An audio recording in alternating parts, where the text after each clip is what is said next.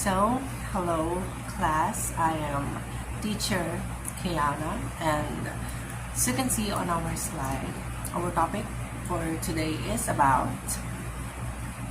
figures of speech. Very good. So, what are the figures of speech and how do we use it? Okay, the use of figures of speech is to enhance the quality of our language, whether it is written or spoken. Okay, are you familiar with figures of speech? Yes? No? Well, if not, we're gonna tackle it and discuss it after all, so still you're gonna be familiarized about it. Okay? So, I want you to put your pens and papers so that we can start. Come on, put your pens and papers out and jot down notes in our discussion, okay? Okay, let's start. First type of figures of speech is simile. What is a simile? The definition is, it is a figures of speech in which comparison is made between unlike objects using like and as. Remember, class, to use or apply the word like and as in creating a simile. Here's an example. First, she is like a flower. Did you see the word like?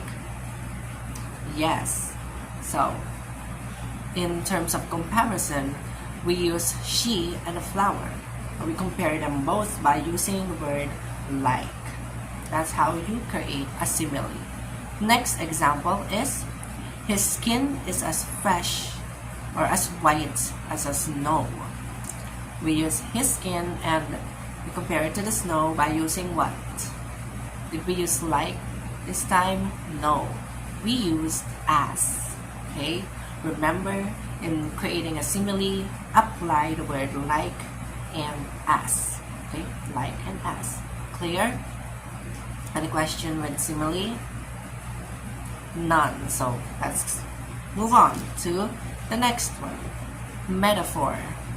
So, what is a metaphor?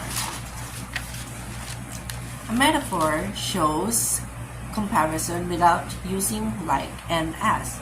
So, meaning to say, in creating a metaphor, we disregard the word like and as. Instead, we compare two objects directly or straight to the point.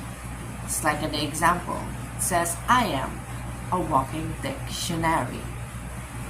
See how we compare the self, which is I am, to a dictionary directly. Now we didn't use or we disregarded the word like and as in comparing the two.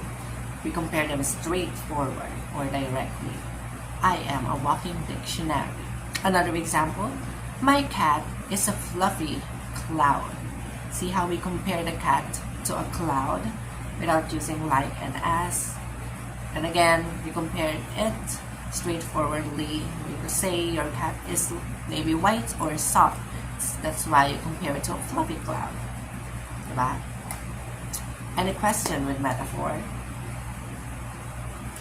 The difference? Okay, so simile and metaphor are different in some type of ways. In simile, again, we use like and as in comparing, while in metaphor, we disregard that. We compare things straight to the point, just like in the example. But as you can read the example below. Clear? Okay, so next, personification. My favorite one, to be honest. So, personification gives human attributes to inanimate objects. Meaning to say, we give objects human characteristic in creating a personification sentence. In creating a sentence using personification. Example, the tree played with me. See, analyze it.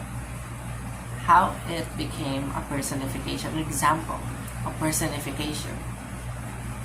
What?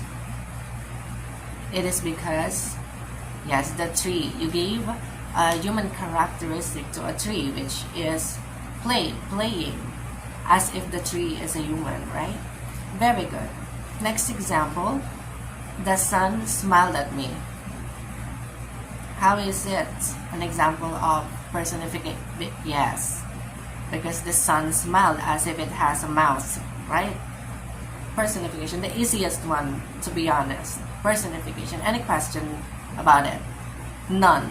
Okay, moving on to hyperbole. Are you familiar with hyperbole? Again, it is easy.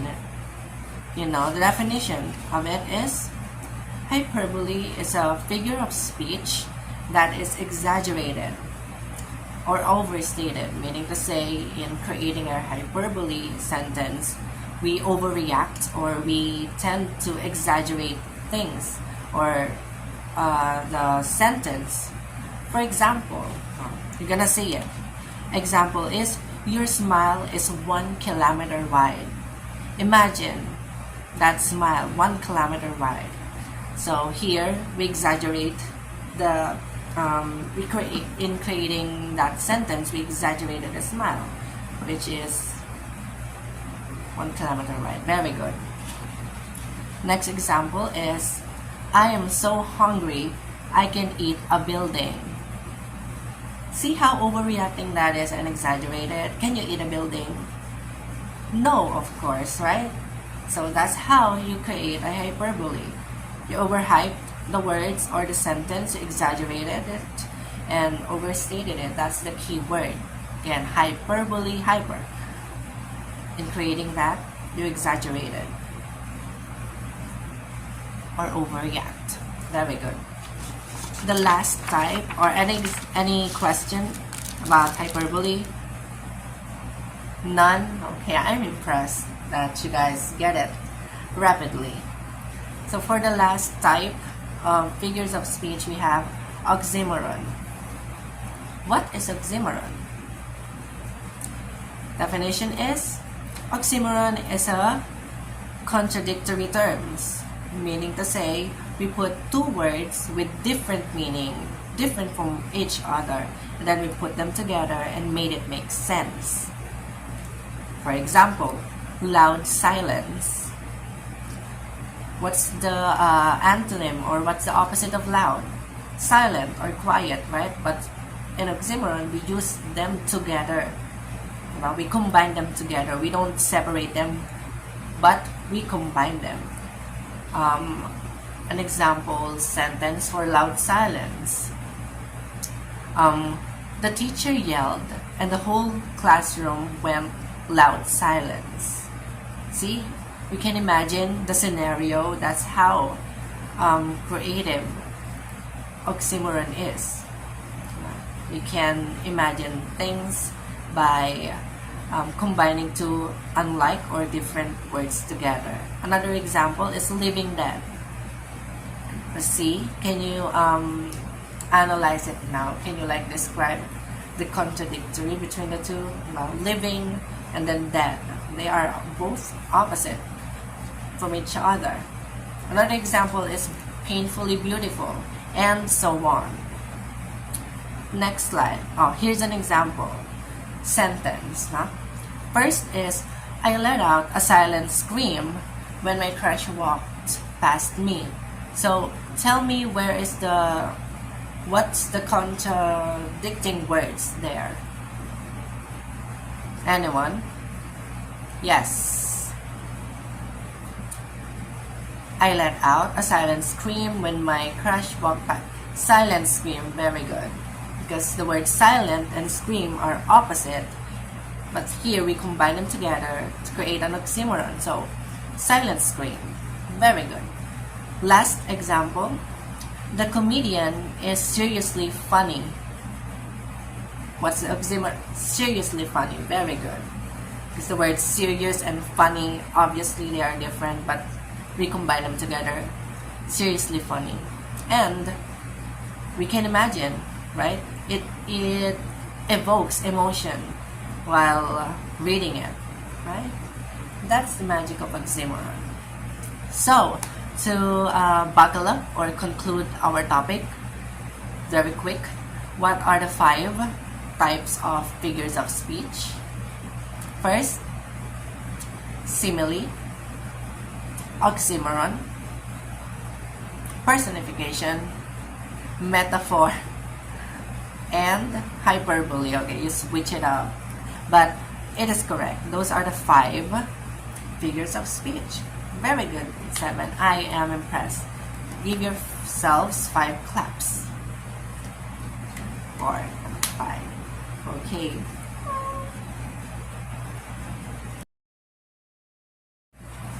Hi, so in explaining the Thorndike law, from my topic, which is about figures of speech, here is my definition and example for each laws, the 3 laws. First is the law of readiness, which I described as learning is more successful if the students are mentally and physically ready to learn. That's the initial one. Meaning to say, students are much motivated to engage if they are prepared and ready. So, an example for my topic is that in cultivating or executing this law, which is the readiness, my example is before introducing the topics, which is the simile, metaphor, and so on, I will first provide examples that suits the current knowledge of my students. In that way, they will be more engaged and it will make the discussion effective because it will make them ready, and especially their prior knowledge are now acknowledged and they can be ready to discuss until the latter part of the whole discussion. Next, law of exercise. The more regularly encouragement and response are related or associated, the stronger the connection becomes. So, from the word exercise, we're just going to practice the usage of my topic, the simile, the figures of speech, 5 figures of speech. So, the examples is for that, my example scenario for that law is encourage to repeatedly practice and expose the student to the figures of speech, like what I have mentioned. Through repetition and practice, student strengthens their understanding to recognize the figures of speech, basically. So, in proper practice and exposure repeatedly, my student will be more, they can use the figures of speech more, and they will be more familiarized with it when they practice it and doing exercises about it, most especially. And the last law is the law of effect, which is the positive and negative effects of the practice will drop down to this law, the law of effect. Meaning to say, the responses that has a pleasant outcome will more likely to occur or remembered by the responses or by the student.